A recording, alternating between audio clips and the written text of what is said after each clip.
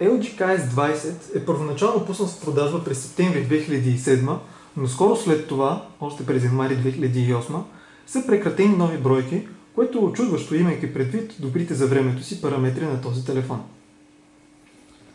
Още първоначално, когато го закупите, ще видите, че телефонът е опакован в тази кутия с невероятен дизайн.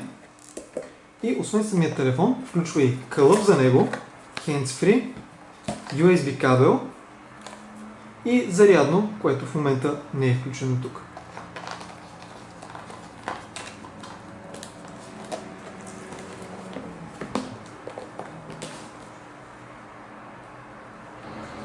Този апарат работи с операционна система Windows Mobile 6.0, но ако го отключите, можете да си намерите версии до 6.5.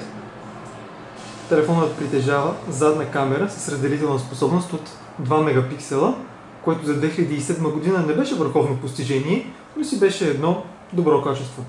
За сметка на това, налице е и предна VGA камера за видеоразговори. Тъчскрин дисплей с разделителна способност от 240 на 320 пиксела и големина 2,8 инча по диагонал, 143 пиксела за инч, който за съжаление не е капацитивен и в много случаи работата с стилус представлява затруднение.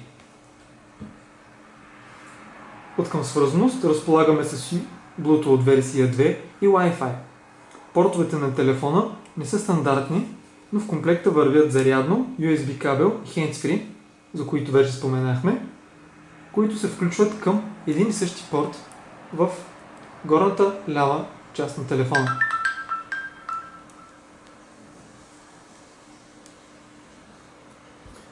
По периферията на телефона ще намерите и бутони за усилване и намаляне на звука, място за телескопичният стилус.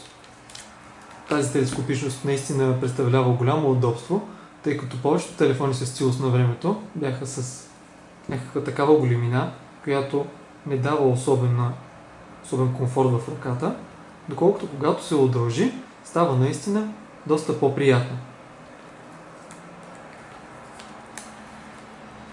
Отдясно ще видите бутон за бърз достъп до камерата, до браузърът на телефона, Power бутон и място за SD картата. Това място за SD картата отстрани на телефона е много удобно в случаи, в които не искате да изключите телефона, да извадите батерията му, само за да извадите или сложите на ново SD картата.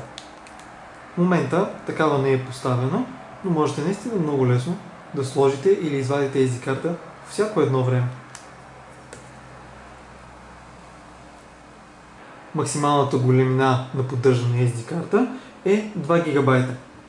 Освен това, телефонът разполага и с 128 МБ вградена памет, която му е напълно достатъчна, тъй като повечето приложения за тази операционна система са малки. Ако искате да го използвате като MP3 плеер, както и самият аз често съм правил, тогава съхраняването на до 2 ГБ музика на картата се налага да ви задоволи. Поглеждайки апарата отпред, под дисплея ще видите бутони зелена и червена слушалка, макар и да не са в тези типични цветове, а между тях има джойстик, който всъщност се използва доста рядко. Имаме 400 МГц процесор, който в отделни моменти може да ви се стори бавен, но като цяло е достатъчен за операционната система и приложенията на този телефон. Физическите размери са компактните